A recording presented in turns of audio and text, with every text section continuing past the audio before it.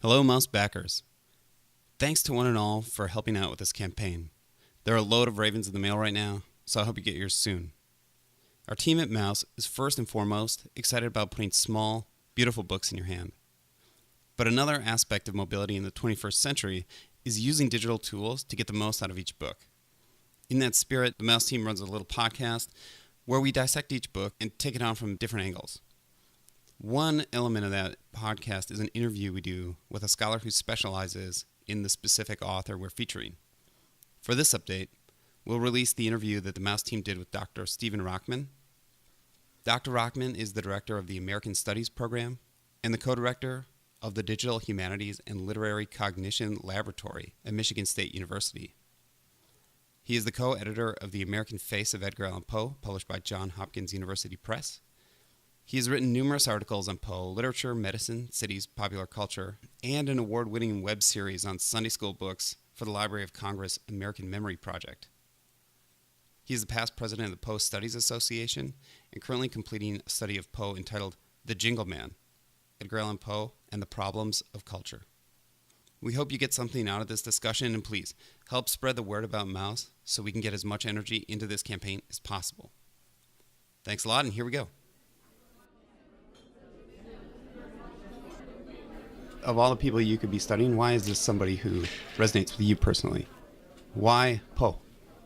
That's a complicated question. But I was at summer camp, and it was in New Hampshire, and we were around a campfire, and one of the counselors told basically the black cat, as I later would discover, but told it kind of as a first-person confession campfire story, and the thing went through me like a knife. I was absolutely, astonished and riveted, and it wasn't just a campfire story. It wasn't just an experience. It was like, oh, that was extraordinary. And then I went and found the story and read it, and it wasn't diminished at all. And, filed that away like a lot of people do. And it's a fabulous introduction. Yeah. It was, well, it's amazing when an artifact from, 100 or more years ago, what is it Bob Dylan says in a great song, glowed like burning coals pouring off of every page like it was written in my soul from me to you. Just this idea of like literature sits there in a book like a form of power, and you don't know it until the right reader comes along, and then the words, like a great piece of music that someone interprets, it comes out to life. It comes off the page and it hits you, and like any powerful experience, at the time you register it, but you don't necessarily process it, as you say. You don't really know what it all means.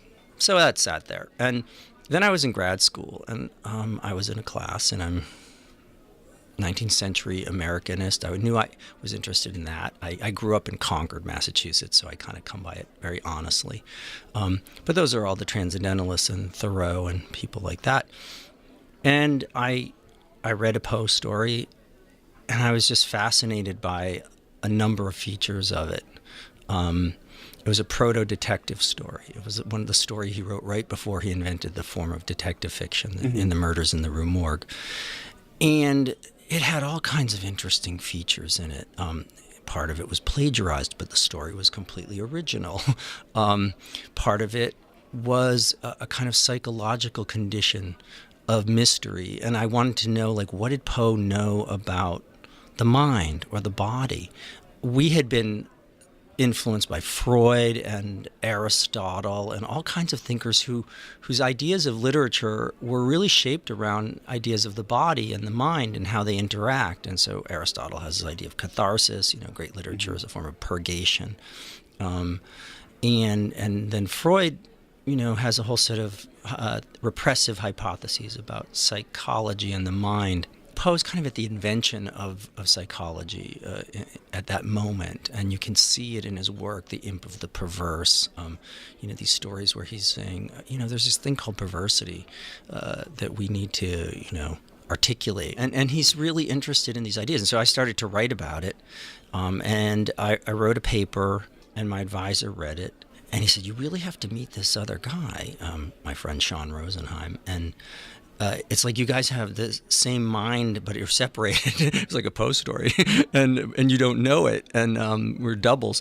And so we exchanged papers, and we realized that there was something going on with the exploration and study of Poe, that it wasn't just me, it was just not Sean. There were a whole bunch of people who were working on questions about his relationship to American culture, his relationship to the invention of literature, modern literature.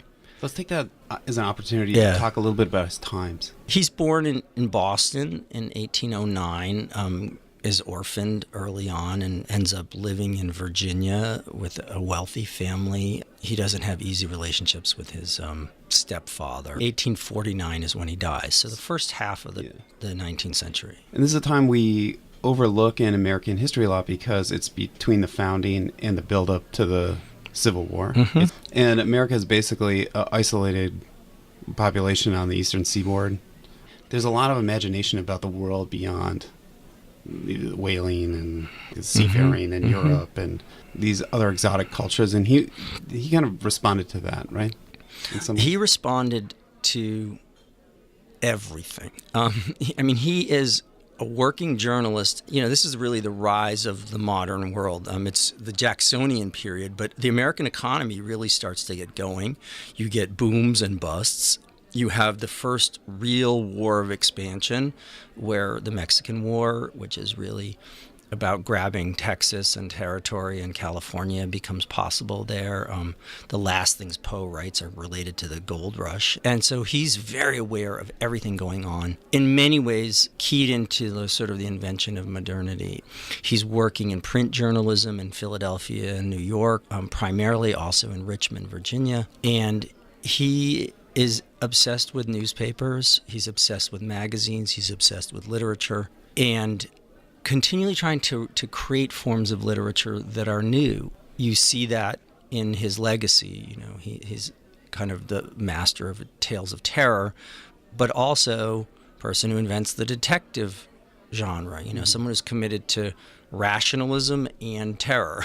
American literature at this moment was new. There was a spirit of innovation. They're obsessed with it because they are trying to prove to Europe that we have a strong and independent literature, and Europeans are very generally dismissive, especially the British, of our culture. And, you know, the most popular writers in America at the time are British writers. Charles Dickens, William Thackeray, and Walter Scott is probably the most commonly read. Robert Burns' poetry. So Americans are trying to find a way to have an independent literary movement and literary nationalism. There's a movement called Young American Literature, which Poe aligns himself with loosely in the 1840s, and they're really based in New York. So there's an absolute energy around trying to say, we have a new language. You know, Noah Webster had made an American dictionary, a dictionary of American English. He felt like the Founding Fathers felt that the colonies had lived separately from the mother country and needed to define itself. And literature is going to be one of the important ways we're going to define ourselves. So he and many authors were really concerned with forms of originality and trying to make a stamp on what would be an American language and an American literature and what forms that would take. Would it be the novel? Would it be the short story? And Poe, of course, has trouble writing novels. The longest piece he writes is the narrative of Arthur Gordon Pym, and that kind of starts over every chapter. Mm-hmm. His real gifts are in his criticism and in his poetry and his craft of the short story. And he felt that the short story was the perfect form for the modern times. He said that the attention span of the modern reader is bombarded by so many people that we need forms that will hold their attention for one setting. So it's not unlike your series here, where it's like you've got a person on a bus, you've got a person subjected to all kinds of stimuli. They have options to read newspapers, magazines, go to a show. The culture of distraction. And so for him, he says the old tale is no longer sufficient. We need a modern form where every element of that story contributes to an effect and controls the reader.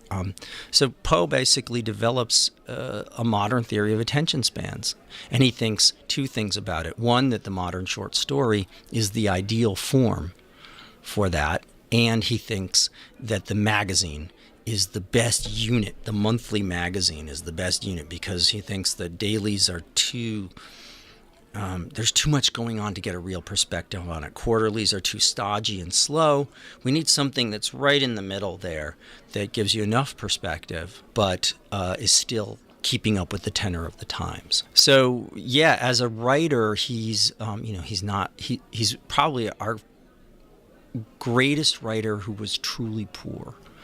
And writers at that time, it was a tough life. To live by your pen was very hard and very risky. There wasn't good copyright. Writers weren't particularly well paid for pieces. Poe wrote a piece called The Magazine Prison House, which is all about scribbling journalists trying to survive. The Raven was a smash hit, and he made $14 off. Very, very little. The Raven gave him fame. And yeah, I mean, basically, The Raven is the first number one hit before recorded music, in a certain sense, in American culture.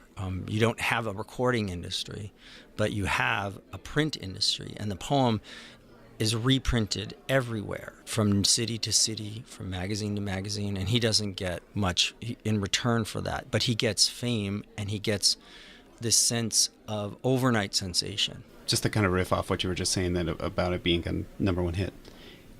It's so lyrical, and it almost feels like a hip-hop song. Yeah, the rhyme scheme of it is, of course, easy to parody because it's so loud. But I've always felt that the genius of it is it's like the first great poem of the machine age. It's a poem of mechanical rhythm. And if you think about the whole poem, the scenario of the poem is that there's a talking bird, and the talking bird knows a word, and the word is nevermore. And then the interrogator of that bird is wondering, okay, is this just copy speech? Is it mechanical? Does it mean anything? Or does it actually have terrible significance? And of course, as the poem goes, you realize... Is the bird actually talking, or am I just imagining? Right. And that becomes the question of what is poetry? Is poetry just learned, copied ideas? Are we just talking parrots, where we go to school and we're taught what we learn and then we spit it back? Or is there some kind of prophetic power to it? Is there something really important in it? And to me, the whole poem stages over and over that question. And then he says, prophet still if bird or devil.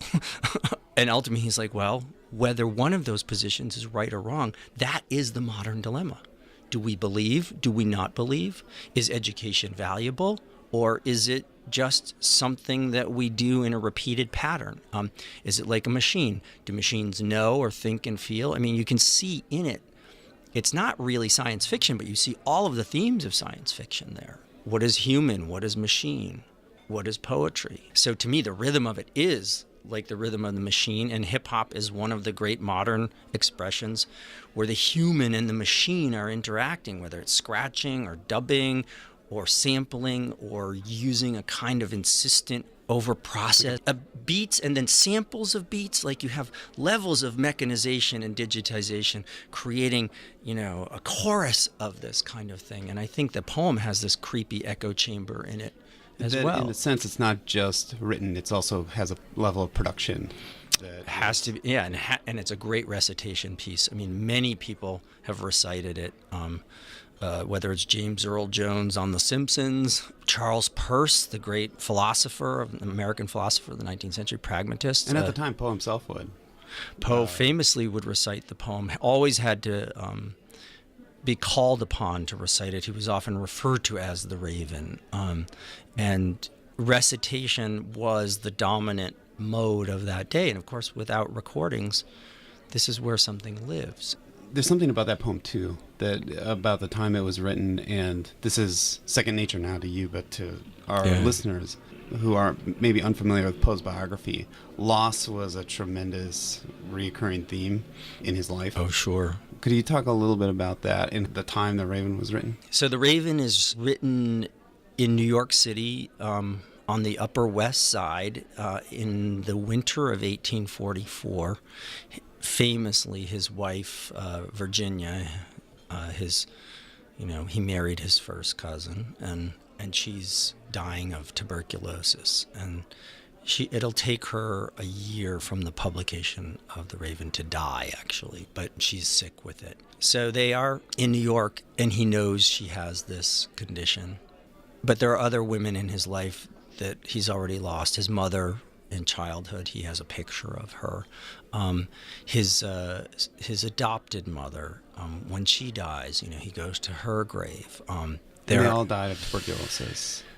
Yeah, I mean, tuberculosis is the most common disease in urban areas in America. I mean, one of the physicians who taught at the Harvard Medical School in the 1850s or 60s would tell the first lectures on pathology, would tell the students that, basically 80 to 90% of the population has some consumption, is what they call it, or TB. It was just that common. So if you had some natural resistance to it, you'd be fine. But if you didn't, there wasn't anything you could really do. And it was also a gory way to die because you're coughing up blood and suffering. And pulmonary TB is nasty, and it's a wasting disease.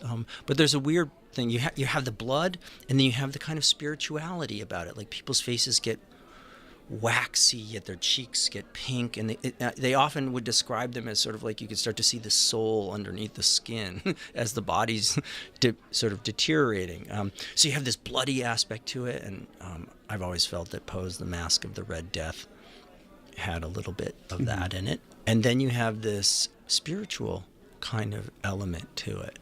He channeled a lot of that into the writing, the torture of watching somebody die of a disease like this, but also admiration for women.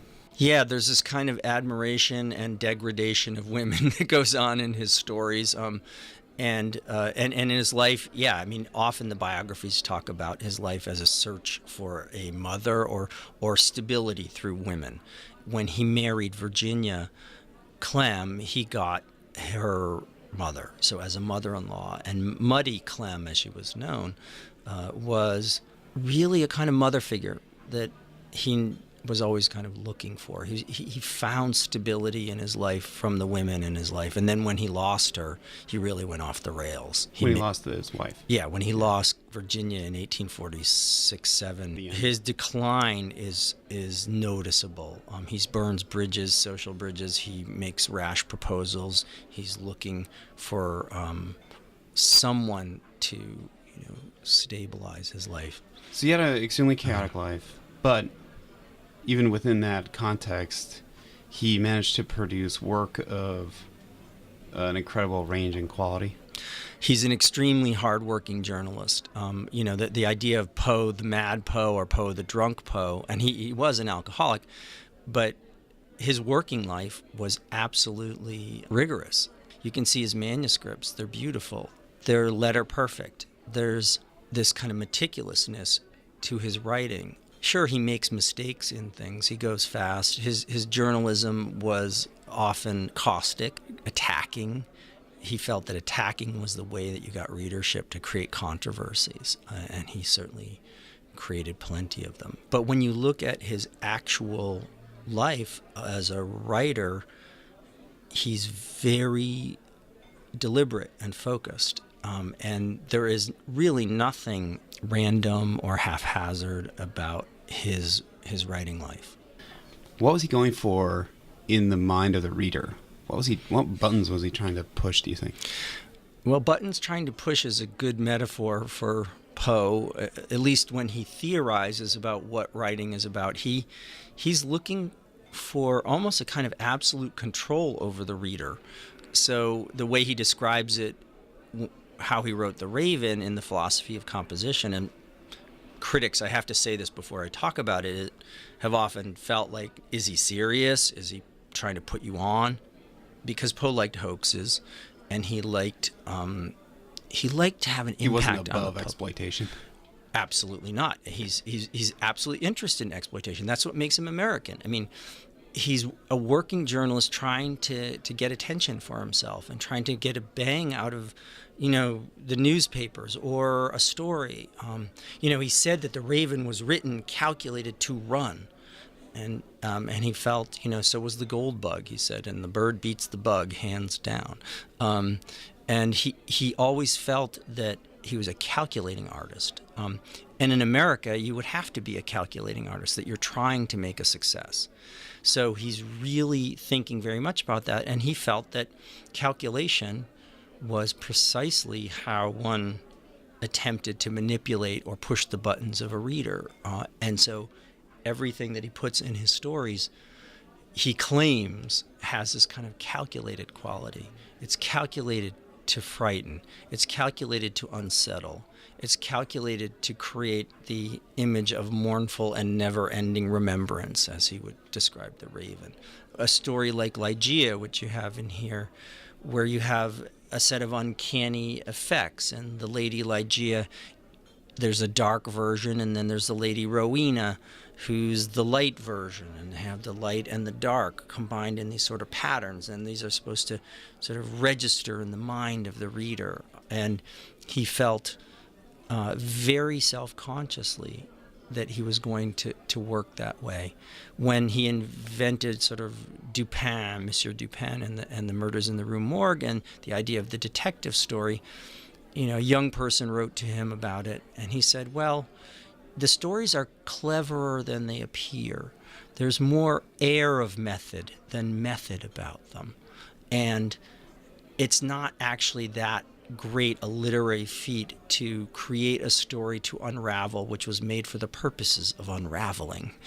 And so that's him thinking through the problem of mystery and thinking, I love that line about the air of method, because it really shows you how canny an artist he is. He's like trying to think about what's the difference between having a real method or having something that sounds snazzy, sounds deep, and how can I make that impression on the reader? When you read through his letters, you see more and more that this is an inspired individual, but that inspiration is harnessed to a very methodical mind. Yeah, the way that you describe it, it almost seems like an engineer, the mind of an engineer. But he likes to come across that way. But there's also this sense that he had one of the most incredible imaginations. Yeah. And I think that's one of the great legacies. If there's a through line between Poe and Jules Verne and H.G. Wells, to take the science fiction line, you see that Verne, another extraordinary imagination, inspired by Poe's extraordinary imagination, but it's wedded to engineering. How do I make this submarine? You can go and see his experiments in France, where he had a little trough to create a submersible, and the idea of putting it into practical experience and thinking about, almost like in a psychotic way, what would be the most powerful form of imagination that it's totally outrageous and yet it seems absolutely real. That is Poe's great innovation. Dostoevsky recognized that when they translated, he's the one who first translated Poe into Russian, or had him translated into Russian. And Dostoevsky's felt that there was this concrete quality to Poe's preposterously extraordinary imagination. And that's where Raskolnikov comes from in Crime and Punishment. There's a kind of literary psychosis that Poe induces because of that willingness to follow your imagination down to the blueprints of engineering. Do you think his work is most at home in the 19th, 20th, or 21st century? Well, I think that until our world gets so radically different from the modern one that he lived in, it will find a home in each of those. I think, every writer has to make a claim, I suppose, on their own time. Maybe Emily Dickinson or people like that are exceptions, but who get discovered, later. But for a writer to survive, it needs fresh readers. And, we often lament that a classic writer dies out, but often a classic writer will persist if there is a reason for that writing to come back in ways. And of course, we live in an age of terror. where terror has become commonplace. We have wars on it. We have wars on terror, and we're not seeming to diminish it in the slightest. We were all sort of raised on the notion of the American dream. Poe is, of course, the articulate spokesman for the American nightmare. And that's the other part of the dream. And we know that our world has taken a darker turn. And so you suddenly see, oh, this writer had perceived something about the nature of terror long ago that's still absolutely relevant today. And some of it's creaky.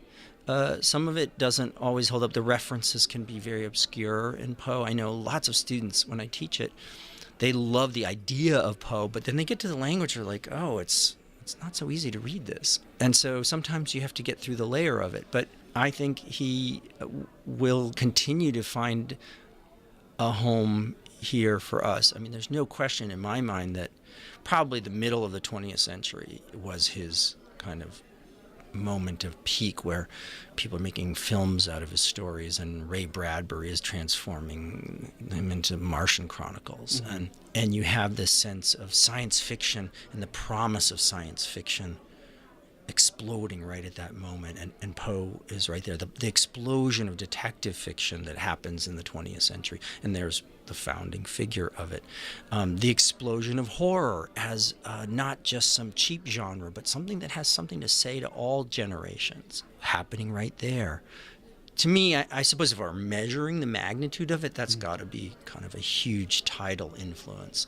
What do you think he'd be doing right now? I think he would be absolutely interested in digital technologies. Maybe virtual reality. And virtual reality and robots and Turing tests. I think that his work, he wrote a piece on this automaton in the 1830s, which traveled around the country playing chess against people. And Poe proved that there was a man hidden inside it. And he was trying to think about what's the difference between machine logic and human thinking. And he determines the way this thing plays, there has to be a human operating it. That seems to me exactly one of the big questions we're worried about today. I think he would love the AI threat, and he probably would operate somewhere close to that.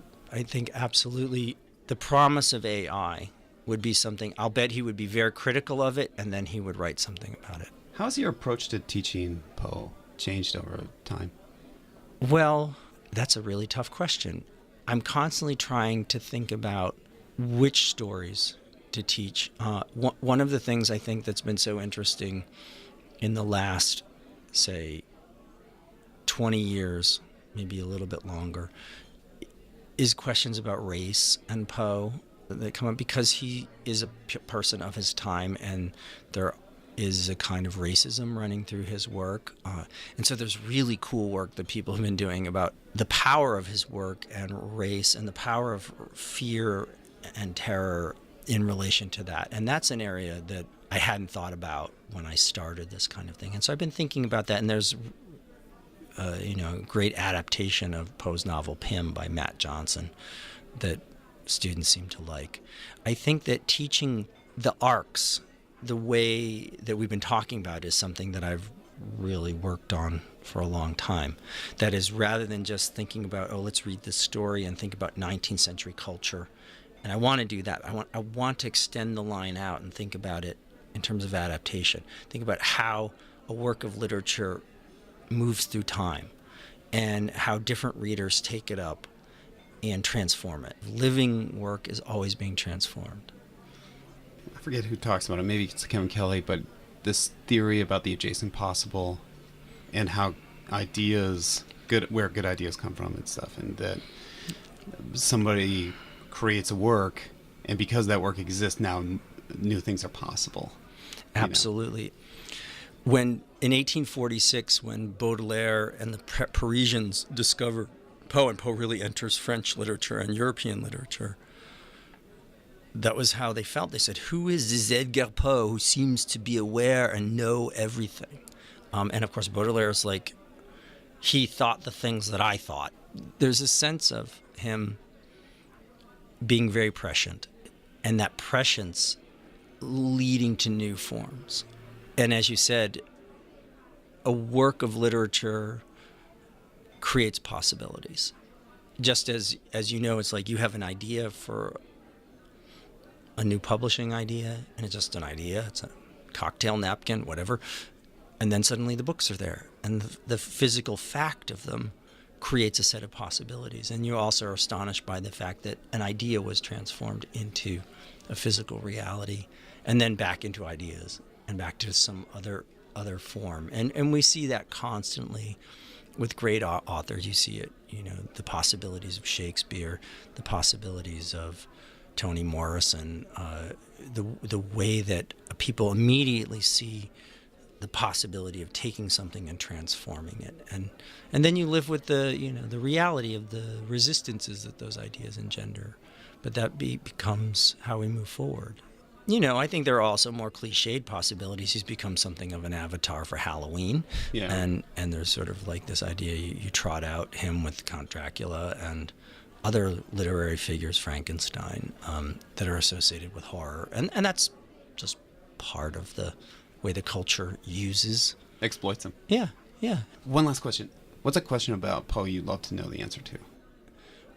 Where does he get his ideas from? And are they from an unstructured imagination, or are they coming from his reading? That's always a question I'm digging into. There's a funny anecdote where Vladimir Nabokov, who wrote Lolita, which has all these Poe references in it, and Poe is a huge figure for Nabokov. He was asked if he had a movie camera and he could go back in time and film anything, what would it be? And he said, the marriage vows of Edgar Allan Poe and his bride. And of course, his last days, nobody knows how he died. We have a lot of theories about it, but that would be something to know. Not that I think we're ever going to know it. Actually, as I say all this, what I really like about it is that we won't know, that there's a fundamental mystery to the solution rather than a solution to the mystery here.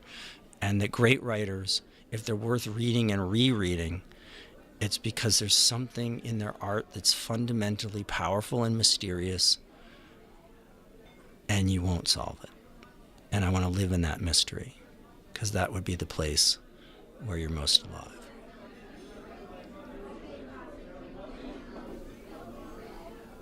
Thanks again to Dr. Rachman for all those insights. Again, thank you for your support, and please help spread the word.